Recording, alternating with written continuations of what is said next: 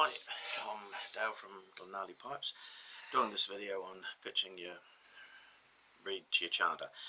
I've got a video out there on the YouTube where I've already covered this, but I get a lot of questions about it still, and obviously I haven't covered it in great depth, so I'm going to try and have a shot at doing it. Now, one thing we know about the cane chanter reeds, or most of the chanter reeds that we're getting at the moment, is that the reed makers don't seem to know much about the theory. They don't know much about the missing part of the cone, and I think that's the reason why we get so much variation in the pitch of reeds and the suitability for them to run in any particular chanters. Now, if you want to know about the theory, Bernard does explains it very well in his book, but you don't need to know about the theory to make reeds. I mean, obviously, find somebody who's making a good product and copy them, and that's it's a sound principle. We follow it with a lot of things that we do. Because of the variations in reeds, it's difficult to get that consistency. Even when we buy clarinet reeds, for example, a box of clarinet reeds, we get $60–70 a box. You get 10 reeds. If we get 2 good reeds in a box, we feel we've done pretty well. You probably get 4 or 5 that you can scrape in. The rest of them are firewood. And that's just the way it is. So some of them you just snap and burn them, and the rest you go ahead. Now it's the same as with the GHB chanter reeds. A lot of them recently, a retailer told me he believes less than a third of the reeds he sells in any given batch are fit for purpose, and that seems to be consistent. So basically, you can't go testing your clarinet reeds nor your GHB reeds really before you buy them. If you're a big band and you can cherry pick the maker's reeds, good on you, lucky you. If you where the maker is, if you're in that vicinity and that maker's going to allow you to go through them. But normally that's not the case. And even if you could, when you're testing a reed, if I get a cane reed, these ones here, I've had them in a damp sponge for about half an hour at least, so they've normalized with moisture. So when I crow them, get a fairly clean sound. But not all reeds will do that. You can hear it's got that skirly crow. Now if you put that in an extension, just a very small, it doesn't have to be long, you can hear the crow is very, very clean, and you can then get the pitch of the reed. So, okay,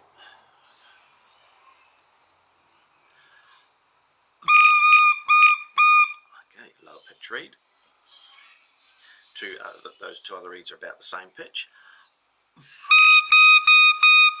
Somewhere in the middle. So that's how we can pitch the reed. But if I tried to pitch those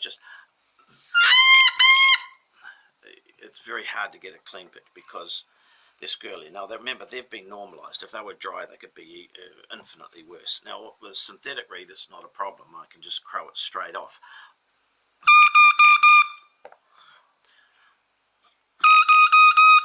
Now you can hear in those 2 reeds there's slightly different pitches, and this is the point that I'm trying to get with the pitch of the reed. Now, get a given chanter. This is a name brand chanter. So if I pitch that reed, if I balance the A's,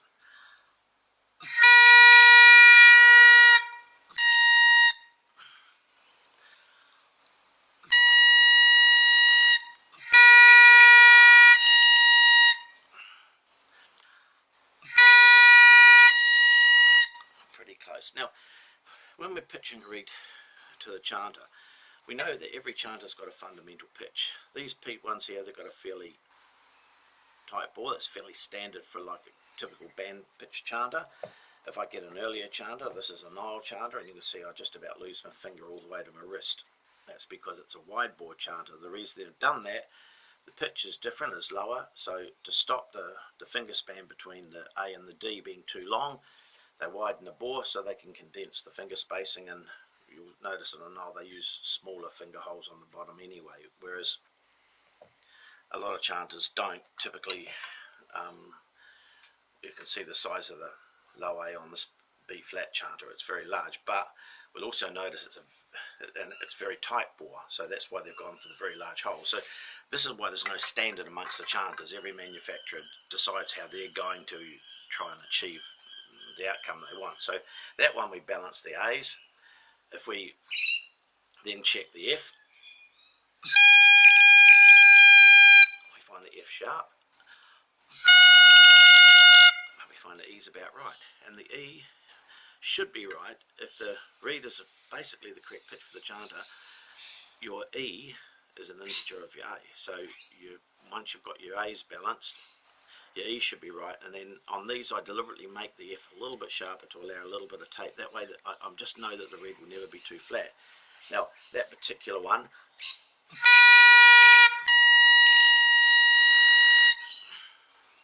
pretty much in tune.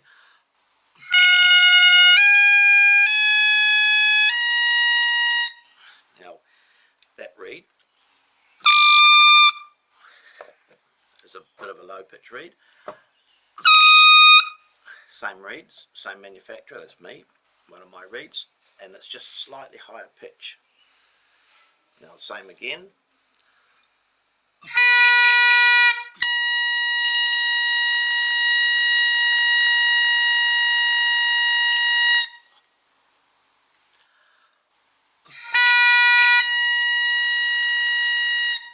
Okay, so about in pitch.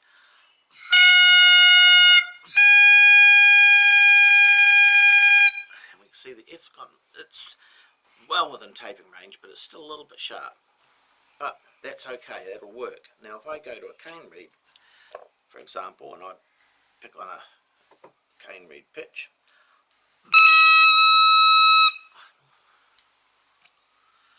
it's a little bit higher pitch.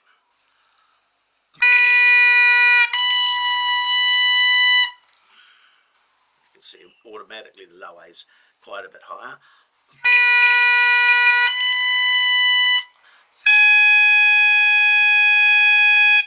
And the F is really sharp. Now, that'll take a lot of taping. The E, still too sharp for the lower bottom end, so both the E and the F are going to need taping. Now, F not so bad because a lot of the F is projected out through the E hole because the E is open at the same time, so you can hear the difference in projection with the E open or closed.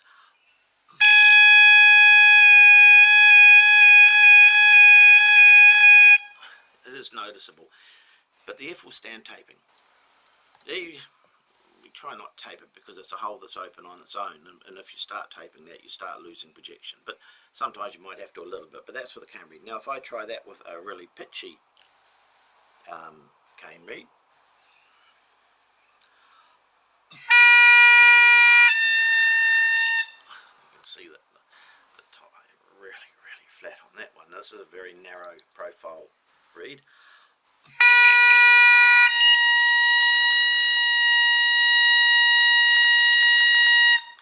And you hear even the tuner has difficulty picking up on the high A because of the overtones in it. Short, narrow profile reeds are really high on overtones. Now some people like that because it makes them sound a little bit bright, but the trouble is that the overtone, it can make that A difficult to tune unless you've got a really good ear. So and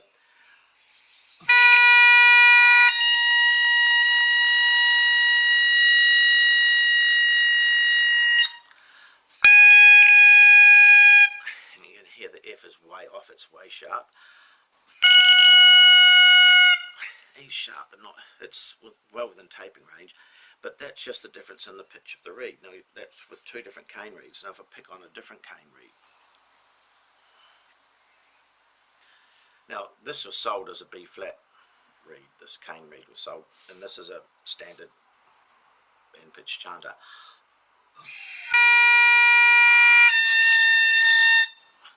So we know we've got to pitch that up a bit. Now we know that that reed is going to be a bit lower pitch because it's been sold as a B flat,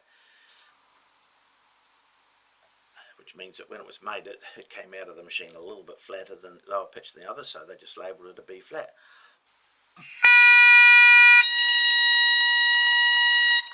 But you see, it tunes almost the same as the others.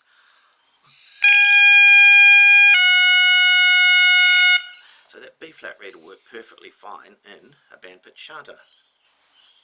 So there is no real difference between, there is no such thing as a B pitch reed per se. You heard it with the synthetic reeds, one's a little bit higher pitch than the others, you can see which notes go out. Now if I try that on, this is a Nile chanter. Now those who use them will know that these have got a pretty horrible F, or certain Nile chanters had a really horrible F on it. Now they're a very big bore chanter, and they've got very small, they have a small A-hole. The A-hole's about the same size as the B, or just marginally larger, but they don't have very good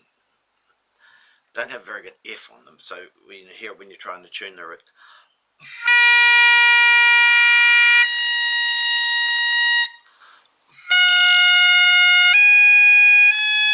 and you can hear the F is quite a bit brighter than the E.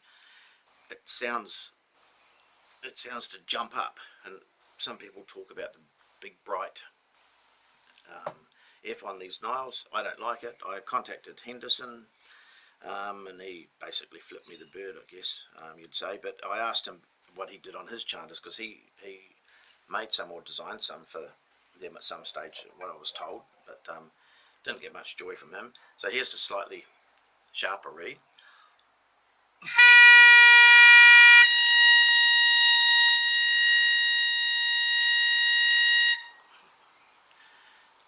You hear it just gets up to band pitch. Now on the low pitch reed, it's lower in pitch and it's more balanced with the chanter.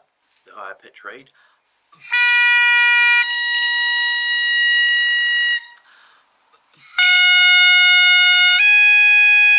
and you can hear the F goes stupid. Now if I try that with, now these cane reeds, I've got them in a wet sponge, so that, well, it's a sponge soaked in mouthwash, non-alcoholic mouthwash, so it keeps them normalised, it keeps them at their nominal moisture content.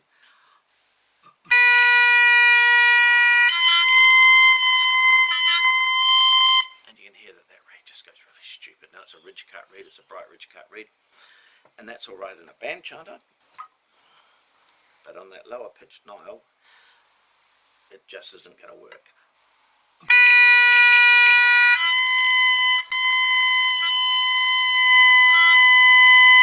So you can hear how, so what I have to do is I'd have to lift that up a long way in the chanter, even to get it close to coming in. So if I put a bit of hemp on that, for example, to lift it up high enough,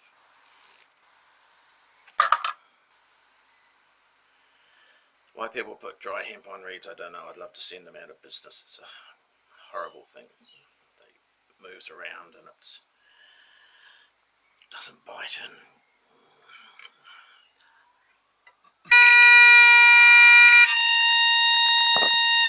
You can hear how horrible and squirrely that is on the high A.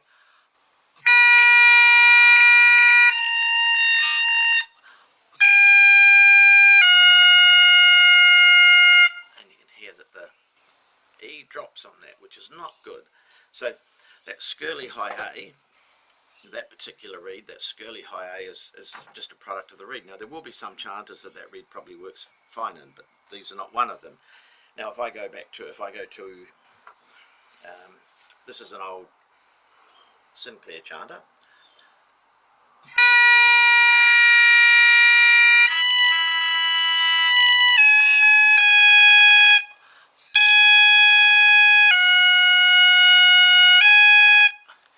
And you can hear it's just going to run like a bag of roosters. But if I go back to a lower pitch reed and I balance them,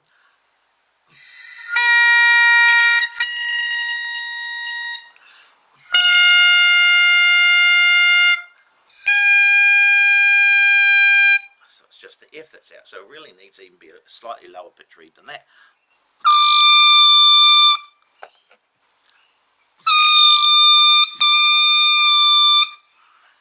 It's about the same. Put on a higher pitch one, and you can see the difference. So the point that I'm trying to make,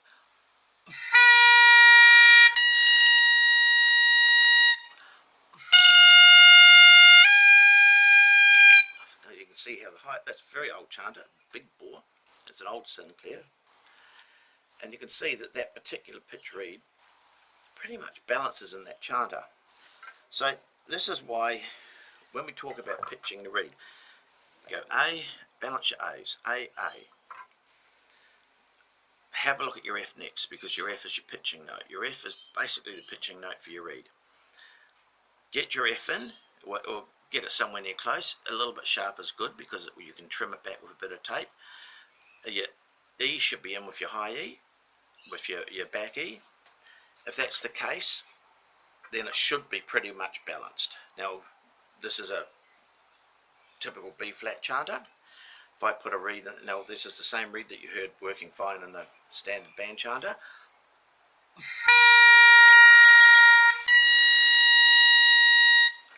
Now you can hear that's a little bit high pitch. Try a different pitch reed.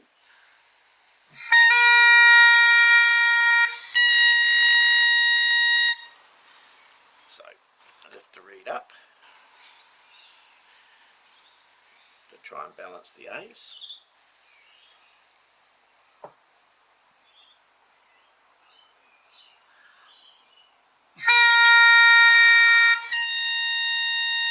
That's pretty close. And you see that pitch will work with that B flat chanter. Now that's the same reed at a different setting height that was up at 480 in a band pitch chanter. Now if I try that in a different B flat chanter, this is a wider bore chanter, still sold as a B flat, still manufactured as a B flat.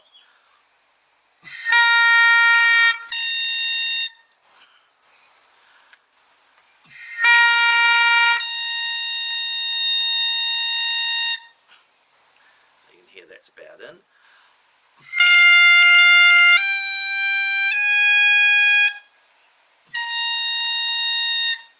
So you can see that the pitch of the reed is what makes the difference. And if I put this other one in, this is a slightly higher pitch reed. Now we make the reeds at different pitches, so there's probably 9 or 10 different reeds, pitched reeds in the matrix, and that's what we use to balance the chanters. I'd have more than 50 chanters, so I've got a fairly good range to test it in.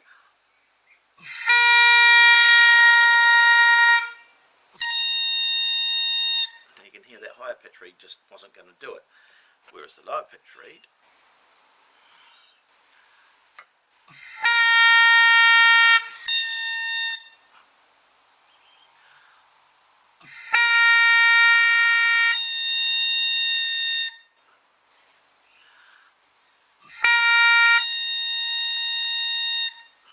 it's just about there.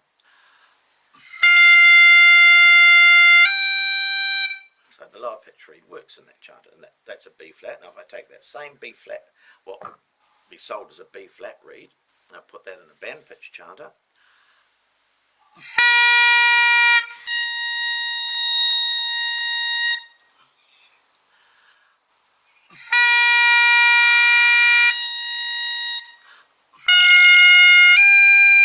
and you see it works perfectly fine in that. So to say a B flat reed for a B flat chanter is really a nonsense. If the chanter is designed within the design parameters, and once again, if it's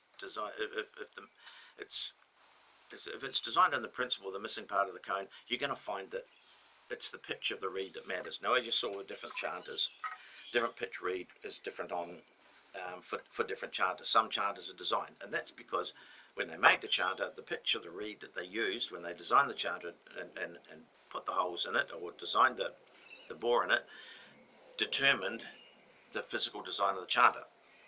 With the Nile, we know that it's got a higher throat, and it's got a big F hole, it's got a loud F hole, and they've probably done that because the reed they had wasn't tuning very well on the F, so what they did is they changed it. So I hope that explains a little bit more about why the pitch of the reed is important, and how you can set it up on the chanters. The last thing is that I've done this on the other video, is by overblowing your low G, by bringing your low G up to the octave G, it gives you an idea whether the reeds are round about the right pitch for the chanter as well, because every chanter has its own fundamental pitch. So if we do the low G thing,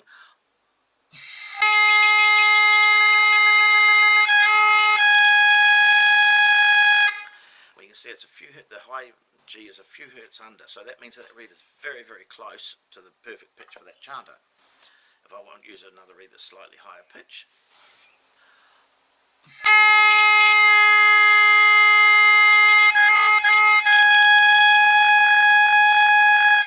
That's only a couple of hertz down. Go up a little bit more in the pitch.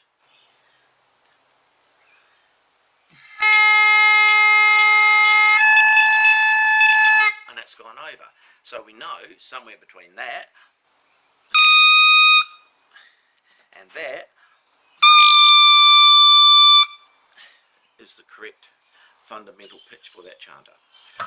Hope that explains pitching the reeds a little bit better. If you've got any questions, please send them on, but try it yourself first and see how you go. But once again, a box of reeds, buying by brand or whatever, is, unless you're after a particularly shrill reed, like you want ridge cut reeds, okay, you go out and you buy Chesney reeds because they'll get you that high pitch, high squeaky pitch, and they're stable on the bottom hand. But I hope that answers your questions, and if you've got any other questions, send them to me and see how you go.